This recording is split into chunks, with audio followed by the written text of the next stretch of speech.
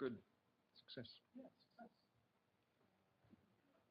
So what I want to do is give you a brief status update on where we are with the script debugger work. And this is stuff that's already in FX team, plus a few patches that you should be able to see. Oh, yes. Is that visible? Okay. This is the script debugger debugging the content page.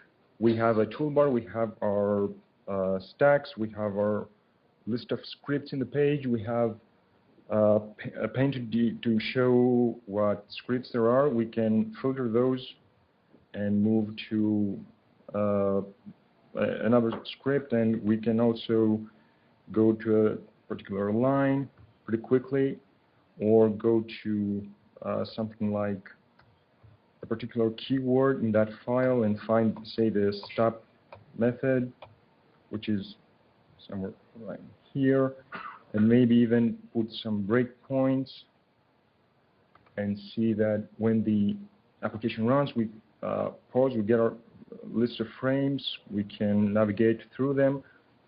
On the right side, there's a lag, but yeah, you can see the variables in scope. You can step over the code.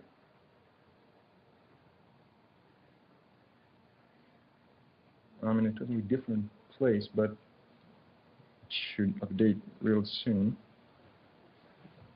Oh, there it is. And you can see the variable values update, and you can pause and resume and all that sort of thing.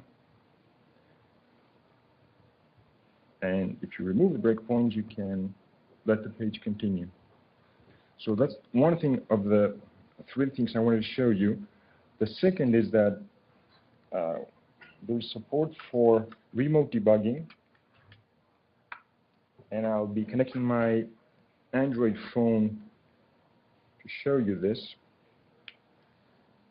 And I already have a nightly build of Fennec running on it. So I'll just do a little bit of magic here.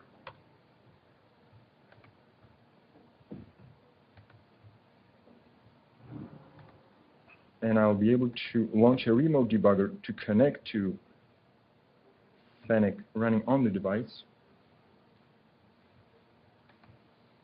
And let me see if I can show this to you.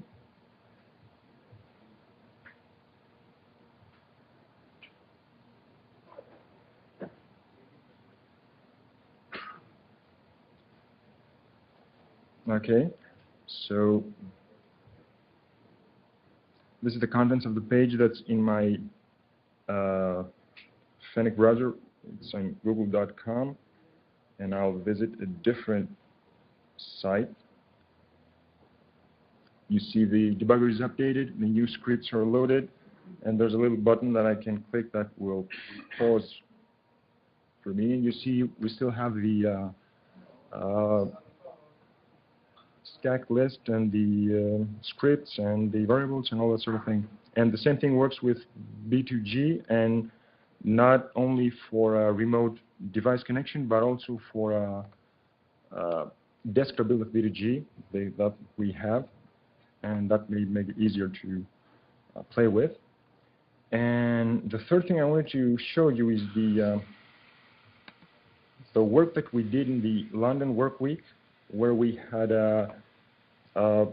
we took a shot at Chrome debugging, and we got it working, but it's not production quality yet. So this is not something that we have landed in Mozilla Central yet, but we will. No, not yet. That one's landed and you can try it. Yes, exactly. The main thing we're waiting for is the styling bits, and I think then by then we should be good to go.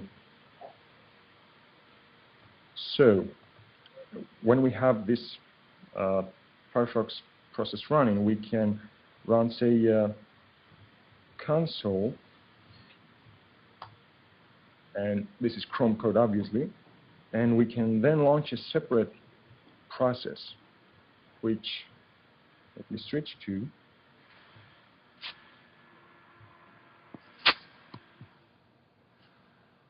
That's it switching. So this is a separate process debugging the first Firefox that we saw. You can see the full list of a huge number of globals, GSMs, and all of that. And if I go to the HUD service and say move to line 2096,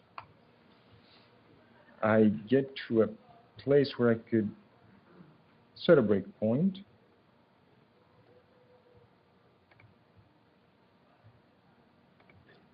And then doing stuff in the debuggy pauses the debugger. We can inspect the code in the Chrome process. We can see the variables in scope update as we move forward. And that. Oh, and one last thing. If you're the sort of person who likes to debug debuggers, then you can launch a separate debugger that debugs this one, which I might be able to switch to. If I can figure out which one this is. Yeah, the hardest thing about this is managing. So I can just go to the debugger UI code and put a breakpoint around here. So when I try to mess with that debugger, I get the other debugger to pause and get a list of scripts. And of course, you can also debug the debugger that debugs the debugger, and that knows it. That's all I had. That's all I had. Thanks.